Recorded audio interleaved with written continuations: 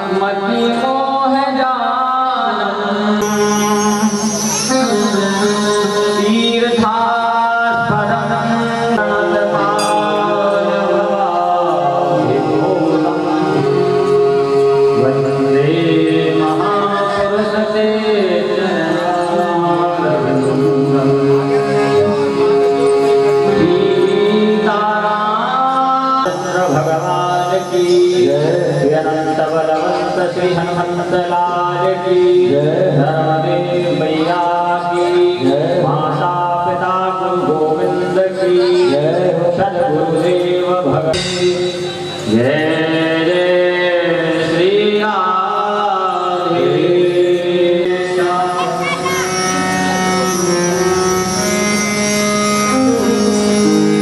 भगवान नाम संकीर्तन उसके पश्चात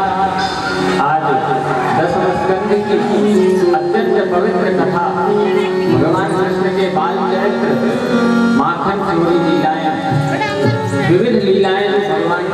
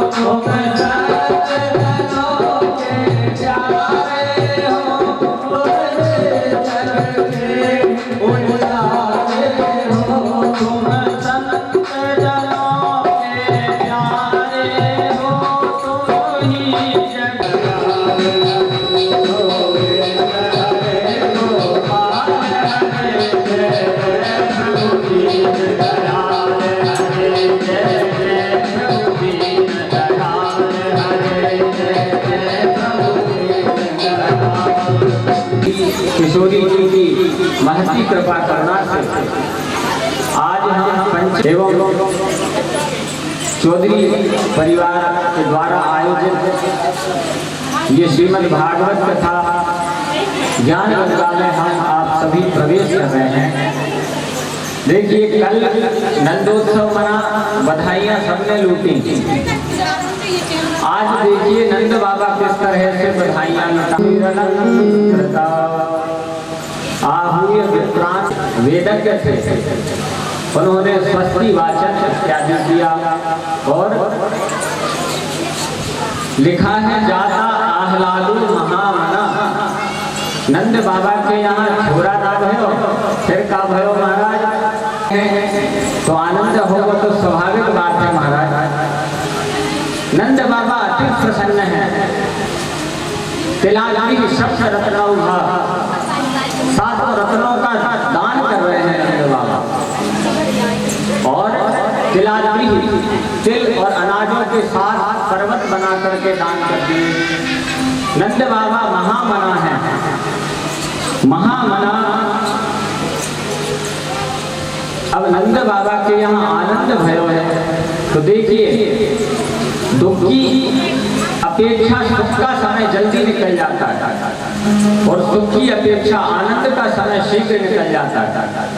आनंद की अपेक्षा परमानंद का समय शीघ्र निकल जाता है और परमानंद की अपेक्षा ब्रह्मानंद का समय शीघ्र निकल जाता है। और नंद बाबा के यहाँ साक्षात ब्रह्म का आनंद प्राप्त हुआ है नंद बाबा को। दशम स्कंद की आज की जो हमारी कथा है, दवाई 3 प्रकार की होती है, एलोपैथिक, आयुर्वेदिक और होम्योपैथिक। 3 प्रकार की दवाइयों के गुण और समझ लीजिए। एलोपैथिक दवाई रोग तो शीघ्र ठीक करती है, रोग ठीक होने में देर नहीं है, लेकिन उसके साइड इफेक्ट के भी खतरे हैं साथ साथ के। कहीं ऐसा ना हो कि कोई दूसरा रोग ले जाए। आपने खांसी के लिए दवाई ली और जुकाम हो गया, तो एलोपैथिक दवाई असर तो तुरंत करती है, लेकिन साइड इफेक्ट का खतरा भी रहता है साथ साथ। दूसरी दवाई है आयुर्वेदिक दवाई, बहुत बढ़िया है, रोग को जड़ से समाप्त करती है, लेकिन कड़वी इतनी होती है कि दिन भर मन कड़वी बना रहेगा। तीसरी दवाई है होम्योपैथिक, मीठी मीठी सफेद गोलियां सबने। जब भी आप अकेले बैठे हो, श्रीमद् भागवत के दशम स्कंद की कोई भी एक कथा अपने दिमाग में डालो, बस उसका चिंतन करते रहो, आपका हृदय भी आनंदित होता रहेगा और इस भवरोग से आप मुक्त भी हो जाएंगे। ये दशम स्कंद की कथा अनेकों गौएं दान करी। नंद बाबा के यहाँ 9 लाख गैयाएं हैं और गैयाएं भी ऐसी दान नहीं करी जो अपने घर में काम की ना हो, बामन ले जा बलाए से, वैसी वाली नहीं, जो बढ़िया 5 लीटर दूध देने वाली थी, सीधी सादी, वो भी नहीं कि लात मारती अपन क्या करेंगे पंडित जी को ले गए।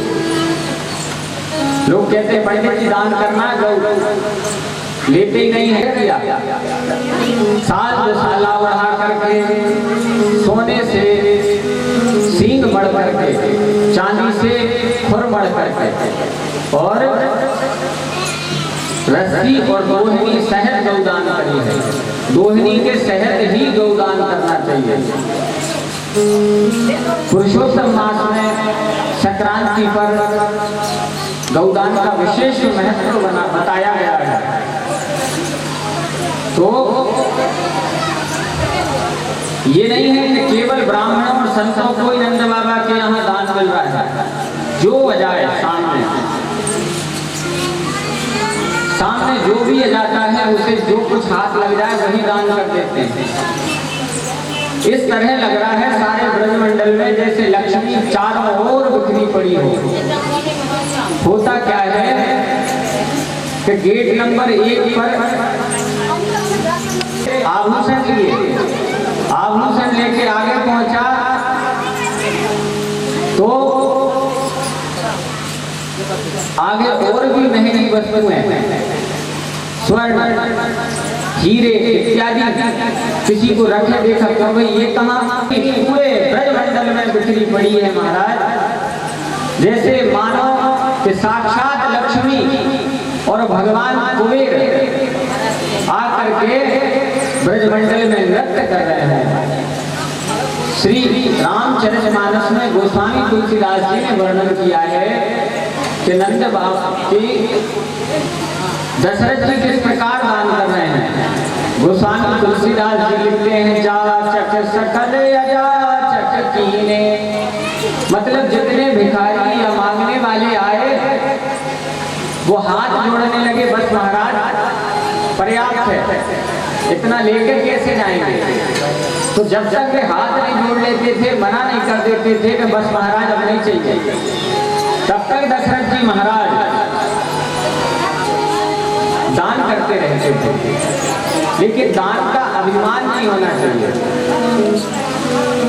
दान करना बड़ी अच्छी बात है, परंतु दान इस हाथ से दो तो इस हाथ को पता भी ना चले। लोग तो दान पे अपना अधिकार जमा लेते हैं। कई धर्मशालाओं में मैंने पंखों की पत्तियों पे लिखा देखा है फलाने सेठ जी की स्मृति में। बताओ, सेठ जी घूम ही रहे हैं, राउंड ही लगा रहे हैं। ये परमात्मा रहे हैं, आपको किस प्रकार दे रहे हैं। तुझे देते नहीं देखा मगर झोली भरी देखी, ये भगवान का देने का तरीका है। लोग तो दान पर अपना अधिकार जमाने लगते हैं, हमने इतना दान किया है, इतना अधिकार हमारा है।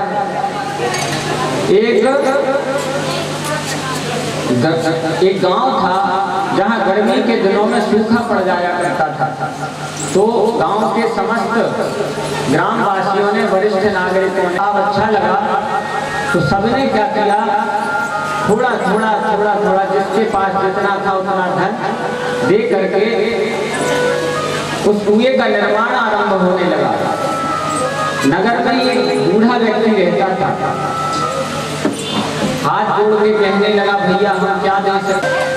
तो गांव वालों ने कहा कोई बात नहीं बाबा, आपको पानी पीने से थोड़े कोई रोकेगा, दिया है वो भी पिएगा, नहीं दिया वो भी पिएगा, कोई बात नहीं। पर बाबा ने कहा कि नहीं मेरी कुछ इच्छा तो है कि मेरा भी थोड़ा कुछ लग जाता तो सही रहता। तो अच्छा बताओ फिर क्या दे रहे हो।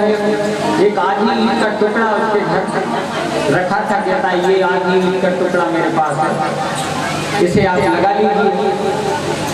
तो जो नौजवान थे वो कहने लगे दिमाग खराब है, आधी ईंट कहाँ लगाएंगे। बुजुर्गों ने कहा लगा लो, उसकी इच्छा है, कोई बात नहीं, उसकी श्रद्धा है तो लगा लेने में क्या है, कहीं भी लग जाएगी आधी ईंट। ठीक है महाराज, लगा ली, आधी ईंट लगाई, कुआं बना, कुआं तैयार हो गया बनकर के। कुआं बनकर के तैयार हुआ, 4 घाट बनते हैं एक कुएं में, 4 घाट बने। 2 घाटों पे कब्जा बुझा करके बैठ गया, कहने लगा कि 2 घाटों से सारा गांव पानी पिएगा और 2 घाट मेरे, कोई हाथ नहीं लगा सकता। क्यों? सारे गांव का धन लगा है, तुम अपना अधिकार कैसे जमा रहे हो। नहीं वो तो मेरे हैं 2 घाट, ऐसा नहीं होगा, पंचायत लगेगी। ठीक है बुला लो पंचायत। कहा कि भाई ये सही बोल रहा है, आधी ईंट इसकी लगी। बोले हाँ आधी ईंट लगी तो है, पर पंचों ने कहा पर क्या, आधी ईंट अगर उसकी लगी है तो 2 घाट बचते हैं। तो बताइए लोग दान पर भी अपना अधिकार जमा लेते हैं और इस तरह से जमाते हैं। कुछ लोगों का बात करने का तरीका बड़ा जोरदार होता है, जिन्हें हम हाजिर जवाब कहते हैं। हाजिर जवाब व्यक्तियों का तरीका बड़ा अच्छा होता है। एक पंडित जी थे, पंडित जी से किसी ने कहा कि महाराज सत्यनारायण कथा होनी है। तो पंडित जी पार्ट टाइम थे, पार्ट टाइम पंडित जी से कहा कि पंडित जी सत्यनारायण की कथा होनी है, ठीक है हो जाएगी। बोलो कहाँ होनी? कहा हम गाड़ी लेके आ रहे हैं, आपको ले चलेंगे। ठीक है, गाड़ी लेके आया जजमान, बैठो पंडित जी। पंडित जी ने एक पुरानी सी पोथी थी, क्योंकि कभी करते नहीं थे ऐसे अटके में कोई अजाज तो कर देते थे। पुरानी सी पोथी उठाई, रखी और चल दिए। गाड़ी उसने शमशान की तरफ मोड़ दी। पंडित जी कहने लगे शमशान में मैं नहीं करूँगा भैया कथा। जजमान कहने लगा शमशान में करवा भी नहीं रहा। फिर बोले नया खेत खरीदा है शमशान के पास, खेत में कथा होनी है। पंडित जी ने कहा भाई कथा तो हो जाएगी, लेकिन अब पंडित जी फंस गए, पोथी का पन्ना ही उड़ गया था, क्या कहें। तो पंडित जी ने कहा कि देख भैया कलावती और लीलावती अच्छे सोफे पे 3 घंटे तक बिठा कर रखूंगा दोनों। तो कुछ लोग ऐसे हाजिर जवाब होते हैं। तो बात चल रही थी दान की। दशरथ जी महाराज ने इतना दान किया, इतना लेके कैसे जाएंगे ये तो बताओ। तो दशरथ जी महाराज कहते छुड़वा देंगे, चिंता मत करो, अभी तुम लेते जाओ। ऐसे ही नंद बाबा ने भी बहुत सा दान किया। कथा मिलती है कि कुबेर गए भगवान नारायण के पास, हाथ जोड़ के बोले प्रभु ये नंद बाबा को समझाइए क्यों, क्या हुआ। तो नंद बाबा दान इतना कर रहे हैं कि कुछ पूछो मत। तो नारायण भगवान ने कहा कि नंद बाबा दान कर रहे हैं ना, तुम्हारी क्या परेशानी, करने दो। कुबेर ने कहा कि आपने तो आज्ञा दी है कि जो दान करता है उसे 2 गुना दो, जितना दान करे उससे 2 गुना तुम उसे वापस करो। तो हम उस आज्ञा का पालन कर रहे हैं। अब नंद बाबा लुटाए जा रहे हैं और हमें 2 गुना पेमेंट करना पड़ रहा है नंद बाबा को। तो हमारी तो जीडीपी गिरी जा रही है, खजाना खाली हुआ जा रहा है, क्या करें।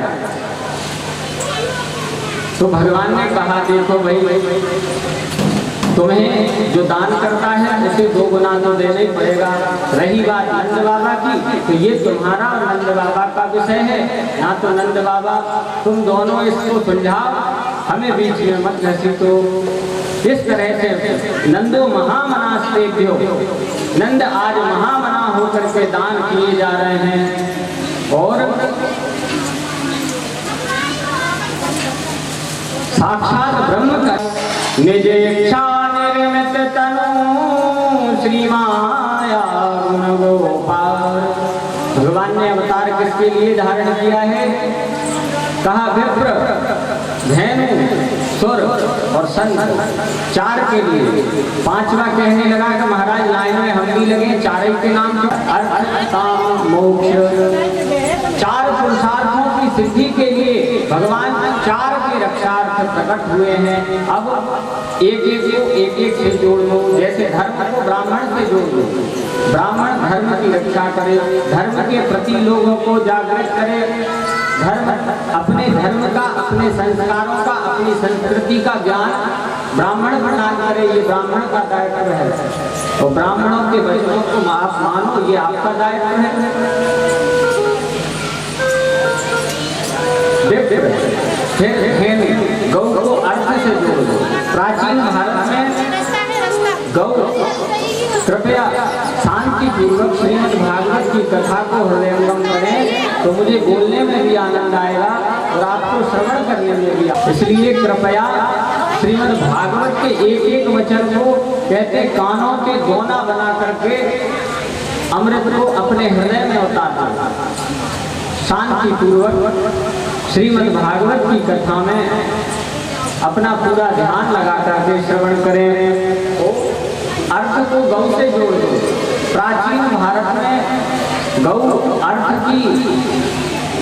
अर्थ का स्तंभ था। गौ से सारी अर्थव्यवस्था चलती थी। आज गौ की दुर्दशा हो गई है महाराज। हमारा देश कभी गौ प्रधान था, आज देश का दुर्भाग्य ये है कि हमारा देश मांस का निर्यातक देश है।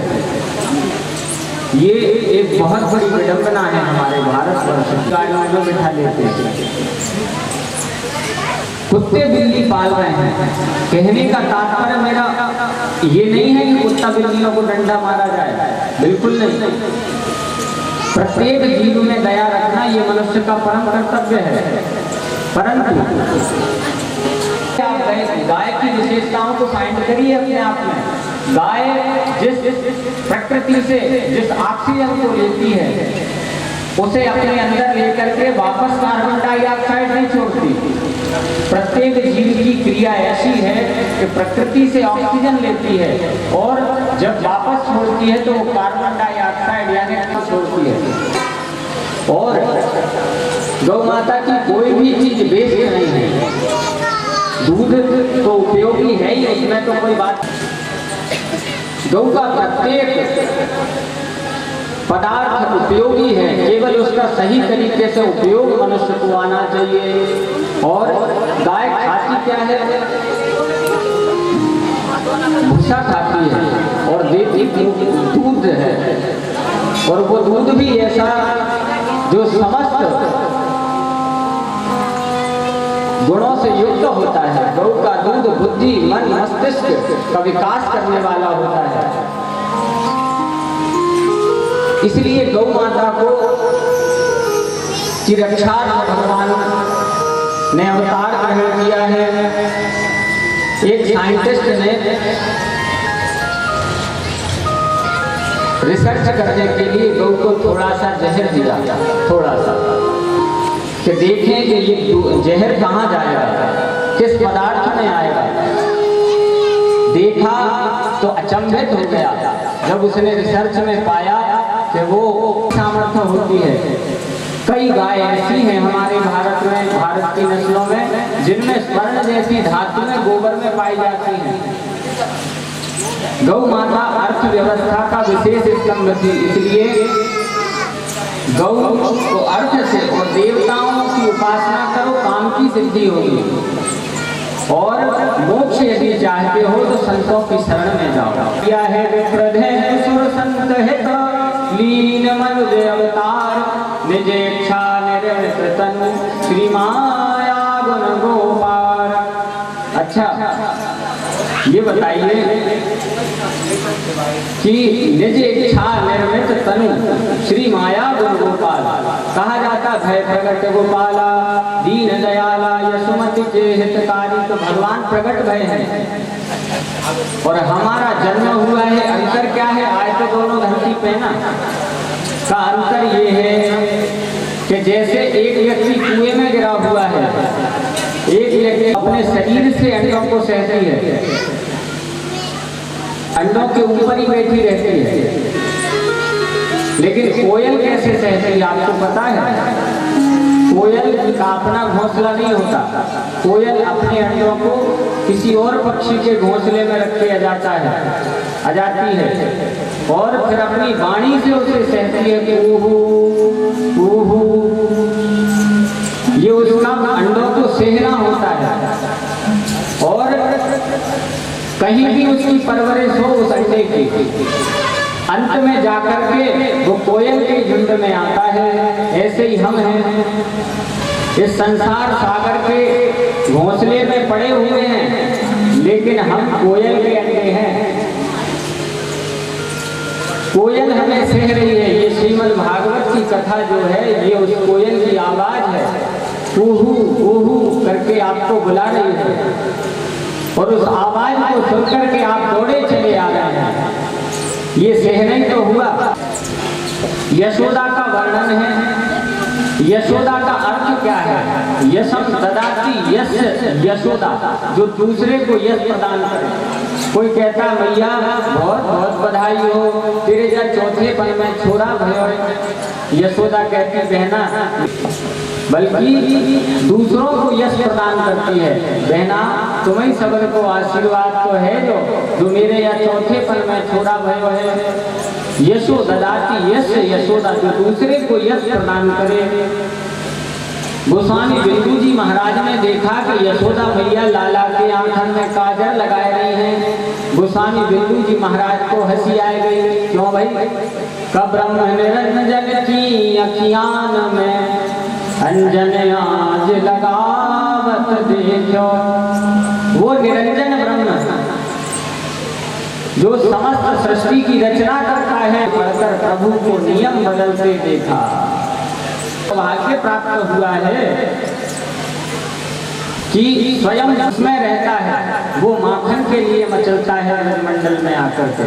कई लोग कहते हैं कप रहने वाला ये हुआ कि 11 वर्षों का वात्सल्य, इसका वात्सल्य प्राप्त हुआ है। जीवन में बड़ी कठिन साधना थी। क्या साधना थी? सिलोंच वृत्ति किया करते थे दोनों ब्राह्मण और ब्राह्मणी। सिलोंच वृत्ति का अर्थ होता है जिसके पास शायद नाश्ता के लिए पैसे भी नहीं थे, चाय के लिए भी पैसे नहीं थे, लेकिन जितने लोग घूमने के लिए गए थे किसी की हिम्मत नहीं पड़ी कि कोई भी जरूरत हो तो बता देना। भैया उधार भी उसी को मिलता है जिसके पास धन होता था। तो इन दोनों के पास तो कुछ था ही नहीं, उधारी मिलना भी बंद थी। एक दिन साधु महात्माओं का डेरा गांव में आकर के रुका। गांव में कुछ असामाजिक तत्व होते हैं, उन्होंने कहा कि जाओ, इस नगर में एक ब्राह्मण और ब्राह्मणी रहते हैं, अतिथि सेवा किया करते हैं, उनके यहाँ जाओ, बहुत धनाट्य हैं, धन संपन्न हैं। महात्माओं ने कहा ठीक है। ब्राह्मण के यहाँ आ गए। ब्राह्मण गए थे सिलोंच वृत्ति करने के लिए, ब्राह्मणी घर में अकेली। हरिओम तत्सत। द्वार खोल के देखा तो संतों की मंडली खड़ी है। महाराज प्रणाम, श्रद्धा के साथ धरा देवी ने प्रणाम किया। प्रभु अहो भाग्य जो आज आपके दर्शन हो गए, मेरी कुटिया पे आप पधारे में कृतार्थ हो गए, क्या करें? तो अकस्मात ही मुंह से निकल गया, महाराज अब भी प्रबंध करती हूँ, आप हाथ पैर धोइए बस। महात्माओं ने जाकर के एक साहूकार के यहाँ कहा कि ये मेरा बेटा है, इसे रख लो, इससे काम कराना, जब तक मैं आपके पैसे वापस नहीं कर देती आप मेरा बेटा वापस मत करना, लेकिन मुझे सामान उपलब्ध करा दो। साहूकार ने कहा ठीक है। बेटे को काम पे रख लिया और सामान दे दिया। दुखियारी मैया छाती पे पत्थर रख के बेटे के बदले में वो सामान लेके अपने घर आई। महात्माओं को भोजन तैयार किया। भोजन करने महात्मा बैठे। एक ने पूछ लिया कि भैया पंडित जी कब तक आएंगे? मैया की आंखों से तो निरंतर अश्रुओं की धारा बहे जा रही थी। क्या जवाब दे? कोई जवाब नहीं दिया। घूंघट लंबा मार लिया। एक संत ने फिर पूछा, भैया जब हम आए थे तो तेरा 11 वर्ष का छोरा यहाँ घूम रहा था, वो कहाँ है? मैया अंदर से ही बोली कि होगा बाबा यही गई। संत समझ गए कि कुछ गड़बड़ है। ना मैया आज तू बता तेरा वो छोरा कहाँ है 11 वर्ष का? अभी अभी तो यही था। मैया से ना रहा गया, घूंघट हटा करके अश्रुओं की धार दिखाते हुए कहने लगी, महात्मा क्या करूं? मना कर नहीं सकती थी और आपने स्वयं उनसे कहा कि मुझे भोजन, हमें भोजन करना है, तो मैं तो धर्म संकट में पड़ गई। क्या करती? उधारी मुझे कहीं मिली नहीं तो अपने बेटे को गिरवी रख जाए। महात्माओं की आंखों से अश्रुओं की धार बहने लगी। धन्य है माता, आज तूने साधु सेवा के लिए अपने 11 वर्ष के पुत्र को गिरवी रख दिया। मगर भैया तूने साधु संतों की आत्मा को प्रसन्न किया है। जा हम वरदान देते हैं कि 11 वर्ष तक परब्रह्म परमात्मा का वात्सल्य तुझे प्राप्त होगा। बोलो राधे राधे। आज वही द्रोण और धरा ब्रजमंडल में महात्मा है। जितनी गोपियां हैं सब तपस्या से परिपूर्ण होकर के ब्रजमंडल में गोपी बनी हैं। अब जन्म भय महाराज 6 दिन बीत गए, लेकिन कब कनंदा कंसस्य वार्षिक्यम करंदातु गुरुद्वः। कंस का कर देने की तारीख निकल गई। नंद बाबा कभी 8 दिन ज्यादा ही हो गए, नंद बाबा को पता ही नहीं चलता। लेकिन जैसे ही ध्यान आया, नंद बाबा ने कहा ब्रजवासियों से तो तुम मेरे छोरा को ध्यान रखियो, खूब गाओ बजाओ, गाओ कमी ना है घर में। लेकिन मेरे छोरा गोपों ने कहा बाबा तू बिल्कुल चिंता मत कर, तू बेफिक्र होके जा, हम अपने घर ही ना जाए, तेरे ही घर में डेरा डाल के बैठे हैं। ठीक है भैया। तो गोकुल बाबू तो तारीख ना चुके आज 4 दिन। तो नंद बाबा ने अपने पुत्र होने की खबर कंस को दी। पूतना ने कही अब तुम चिंता मत करो, मुझ पे छोड़ दो। कितनी पुरानी बात है का 15 दिन है गए ना बात है। पूतना ने कही 1 महीना के जितने छोरा होंगे सबने मौत के घाट उतार दूंगी, तुम नेक भी चिंता ना करो। बस फिर क्या था, सुंदर रूप बनाया, पूतना पहुंच गई ब्रजमंडल में। पूतना का अर्थ समझिए, पिता नाम नयति यस्य पूतना, स्वयं के पुत्र है ना, छोरा तो सब है रो। फिर मैं कैसी पूतना, अगर मेरे होते भय का छोरा को सब होए। पता लगाओ कितने दिन को है। हाँ 1 महीना के अंदर को है भाई। बस तो ये तो मेरा शिकार है। तो मैं इधर हूँ। पूतना ने सुंदर वेश बनाया और नाक तक लंबा घूंघट मार के पहुंच गई पूतना। तो एकदम तो ये नहीं कहोगे कि नहीं पहचाना, क्योंकि हो सकता है तो बुरा मान जा रहे हमें नहीं पहचाना। तो है नाम, इतने में वो बताई देगा मेरा नाम श्यामलाल है। अरे श्यामलाल, अरे तुम्हें कैसे नहीं पहचान। तो ये एक तरकीब होती महाराज। यशोदा मैया संकोच में पड़ गई कि इतने आत्मविश्वास से बहन कह रही है, होगी कौन।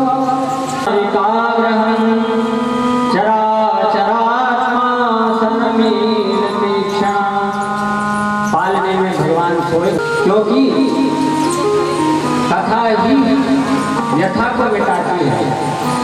और भगवान कृष्ण का चरित्र है ही इतना मनमोहक है, उसको किसी दृष्टांत की आवश्यकता नहीं। वो तो मूल कथा ही अपने आप में सब कुछ है। तो भगवान ने पूतना को देखते ही नेत्र बंद कर लिए। नेत्र बंद क्यों कर लिए, बोलो राधे राधे। नेत्र बंद क्या किए, ने कहा इसलिए नेत्र बंद किए होंगे। अनेकों मत, इतने मत कि शायद अब जो बचे 3 दिन हैं उनकी कथा इन मतों में ही हो सकती है। बचे हुए 3 दिन की कथा संपूर्ण उसी मत पर पूरी हो सकती है। तो लेकिन अब इतना बोल पाना तो संभव नहीं है, सभी प्रासंगिक है, क्योंकि भावना साकार है। भावना में भावना तो भावना बेकार है। भावना ही तो है जो ईश्वर और भक्त के बीच में एक रस्सी है, एक डोर है। भावना की डोर से ही भक्त भगवान तक पहुंचता है। कहते हैं भगवान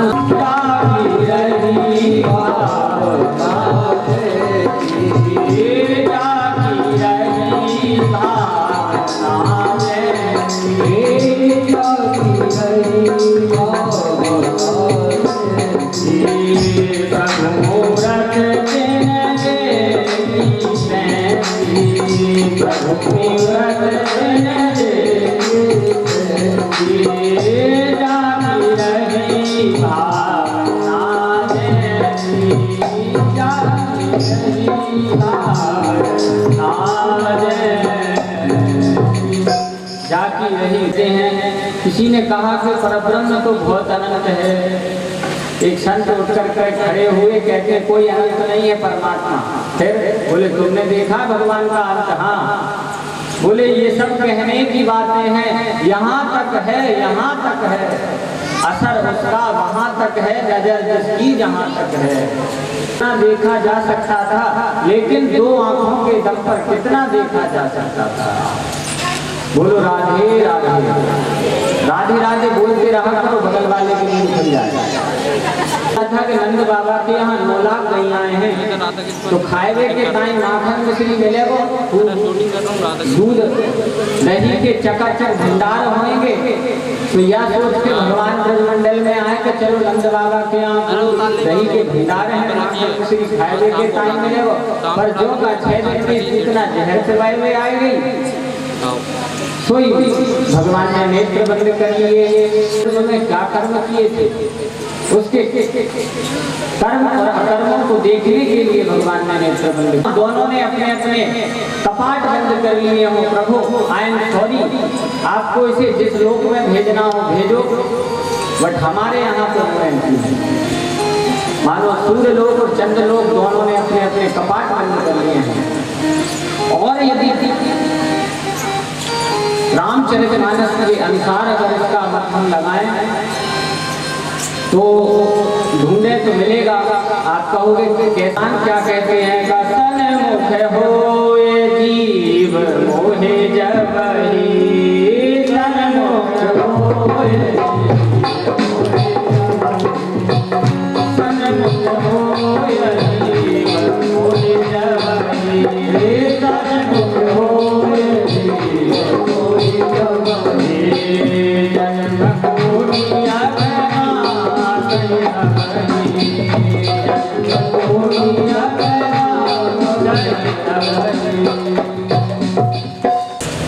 एक पूतनखा श्री राम जी के पास भी आई। एक पूतना श्री राम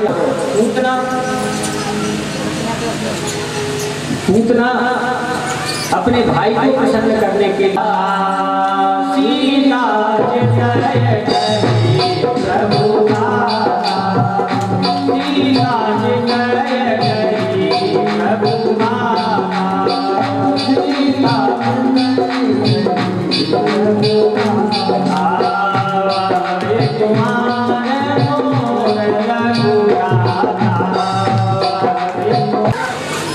उसमें उस अथाह सागर का कोई पार नहीं है, इतना ज्ञान उसमें है।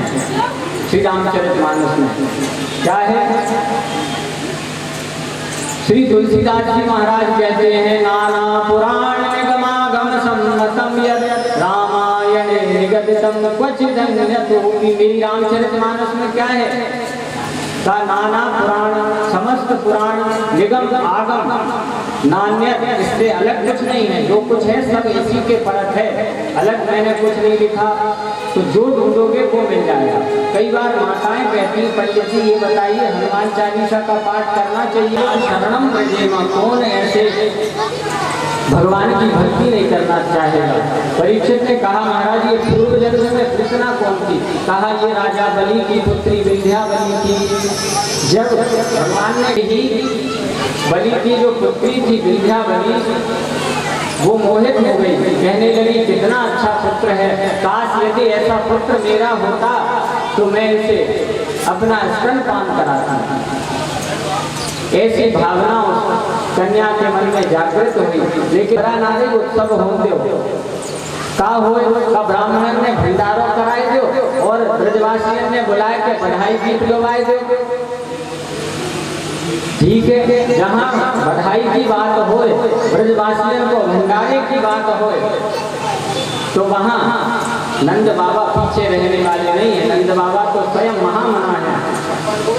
तो नंद बाबा ने कही, ओ भैया नाई लगा तो दे गांव में दुहाई, काय बात की माई? बोले कह दियो लाला को करवट बदलवे को उत्सव है। और आज भी हमारे वृंदावन में ये उत्सव मनाया जाता है सज्जनों। आज भी जो गोपाल जी को इष्ट मानने वाले भक्त हैं, संत हैं, उनके आश्रमों में इसे पार्श्व परिवर्तनी,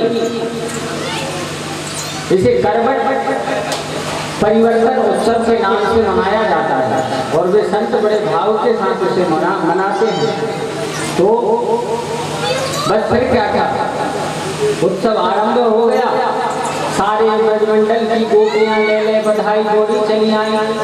मैया बधाई हो। मैया ने कहा, एक बच्चों को मेरा लाला सो रहा है पालने में, धीरे धीरे बात करो। तो ब्रज की गोपियां बोली, अरियो यशोदा सुन, तेरे घर आवे को शौकना है हमें, तेरो मोड़ा देखने ना आई, तूने बुलाई है तासो आई है। हाँ तो बहनों में मना कर रही, अच्छी आई तो आई, पर मेरा छोरा अपनी हाल छोड़ो है, और यदि उठ गया तो बहुत परेशान करेगा।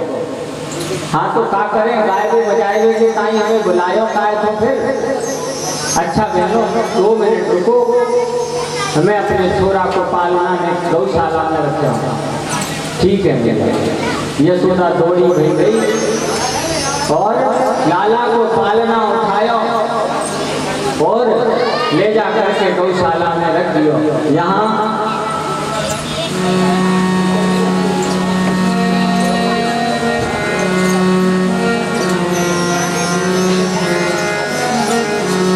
यहाँ बधाई गाने लगी ब्रज की महिलाएं। आप सब ये समझो कि आप नंद भवन में पहुंची हो, यशोदा मैया ने आपको बुलाया है, बधाई गावे बेटाएं। अब यहाँ लाला गौशाला में है, मंदिर गौशाला है, मंदिर में लाला बैठे हैं। कितनी जोर से गाओ, लाला की नींद खुलवे वाली ना है। तो मगन है कि आज मैया यशोदा के द्वार बधैया बाज रही, आज मैया यशोदा के द्वार बधैया बाज रही।